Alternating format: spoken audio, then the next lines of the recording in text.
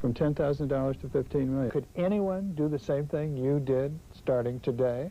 Warren, you say you like to buy businesses. How do you know what a company is worth? Do you do this for the money? What does money mean to you? On this show, you will meet a remarkable man, probably the greatest investor of his generation.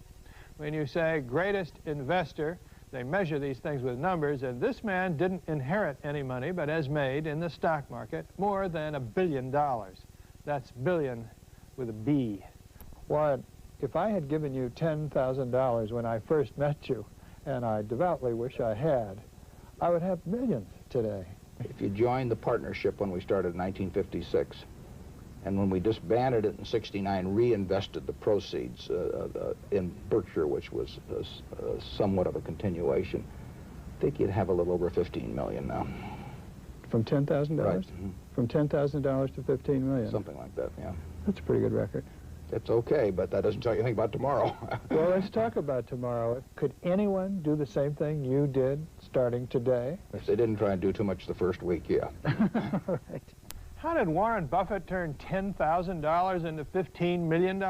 The old-fashioned way. He has no computer, no Quotron screen, only common sense and a set of strict principles. We'll look at the Buffett formula for investing, and we will hear his wisdom on everything from the stock market to the evils of inherited wealth in a moment. You know what the academics say. They say the market is efficient and no one can beat it. But you have.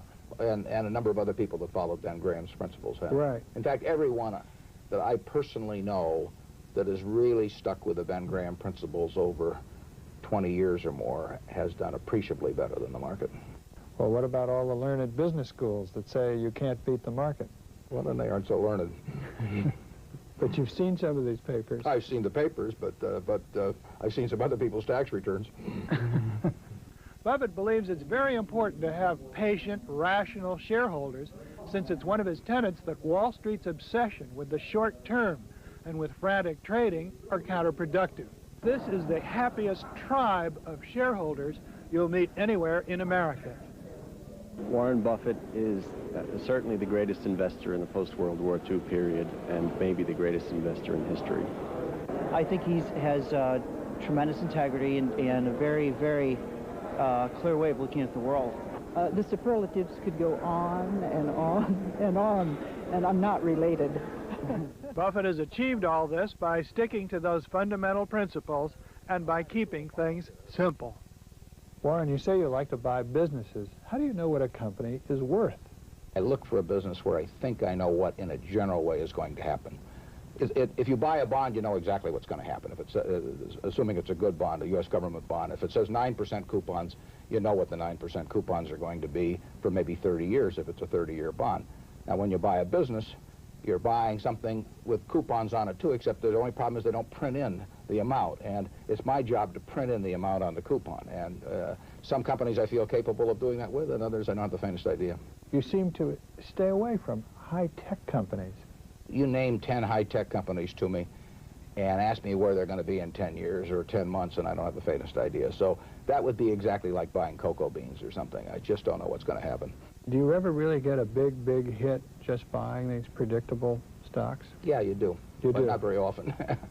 But occasionally, sensational businesses are given away.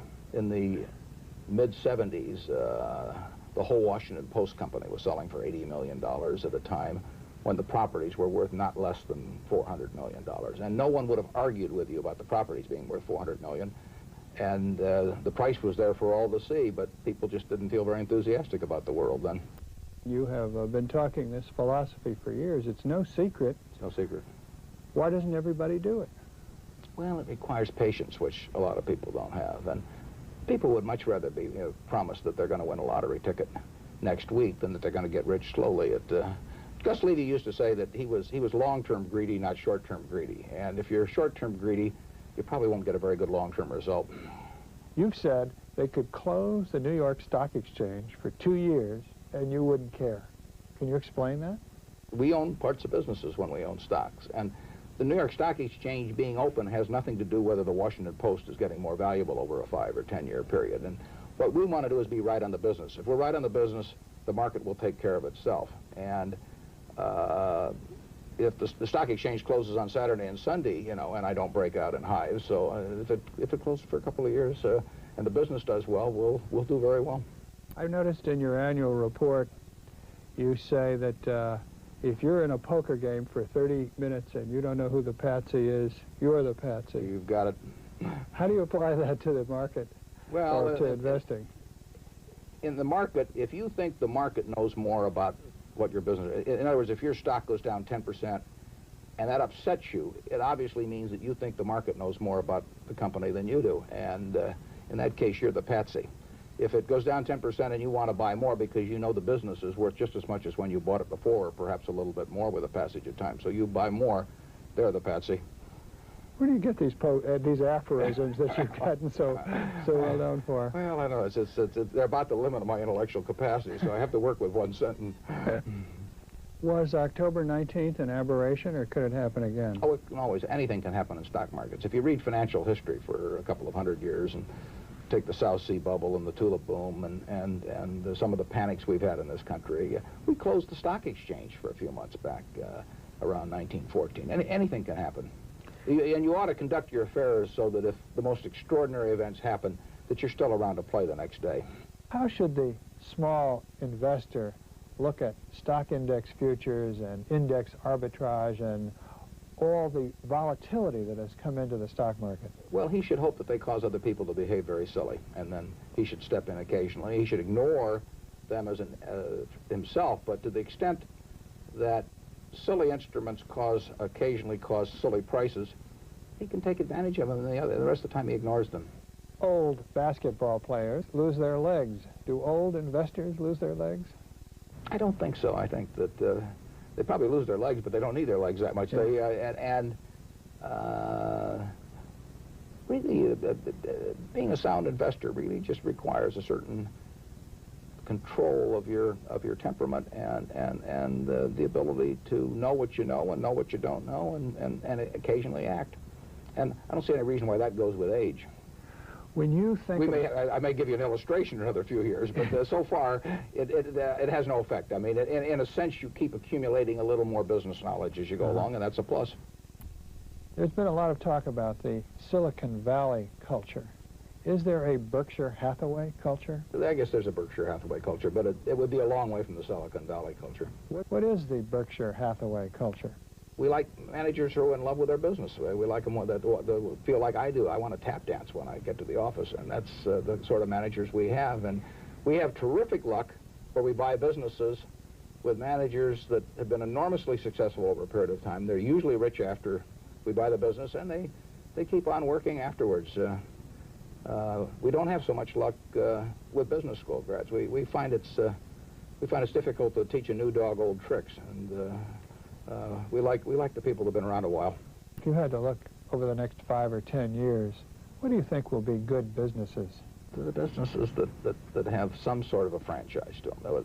What makes a business a good business is when, if I go into a drugstore and I want a Hershey bar, they can't sell me an unmarked bar. You know, if I'm going to pay 35 cents for the Hershey bar, and they say, but wouldn't you like this wonderful unmarked chocolate bar for 30 cents? I buy the Hershey bar. And if they don't have it someplace, I'll go across the street to buy it. That's what makes a good business. I don't feel that way about the carton of milk I buy. I'll take whatever carton of milk is in the grocery store's freezer or cooler. So it's the power of the franchise. It's the power of the franchise. When Ben Graham talked about these things, he talked about tangible assets, iron and steel above the ground, bricks and mortar. But you've expanded Ben Graham's idea to this idea of the franchise, haven't you? I learned that subsequent to Ben. The principles of buying value and the margin of safety and the detachment from market, I learned from Ben. You might say that I learned the proper temperamental set from Ben. The stocks I buy are entirely different from what Ben would buy if he were alive today. You still do your own tax returns? Yeah, pretty simple return. Really? Yeah, it's a very simple return. Warren, you have spoken for years against corporate perks, but you finally bought a corporate jet. I can't explain it. It's a total blank in my mind.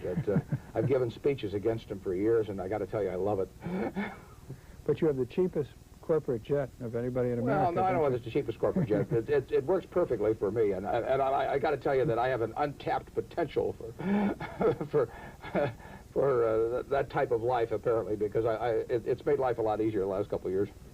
Warren, you created a stir with your remarks about money and children. You have 3 children and grandchildren. You love your children, they love you, but you've said you're not going to give them any money because that would be a bad thing to do. I hear children of the rich or the rich themselves talk about the debilitating effect of food stamps on welfare mothers, and they say it's terrible. You know, you hand them all these food stamps, and it causes the cycle to perpetuate itself.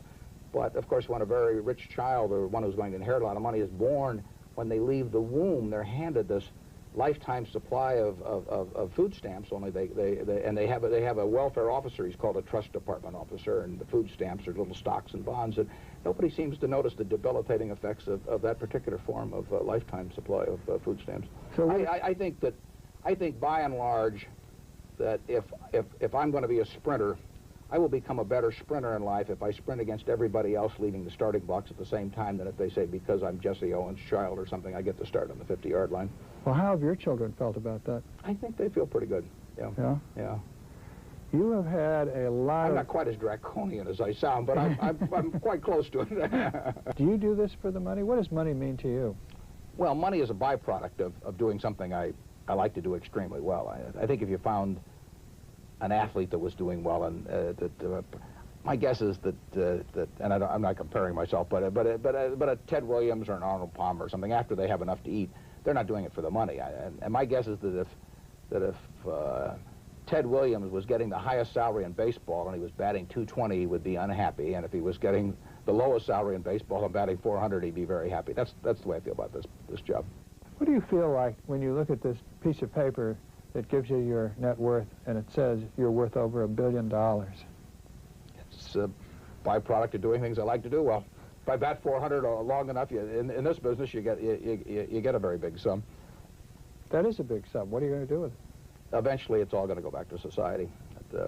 With very 99% plus of it's going to go to society. It should.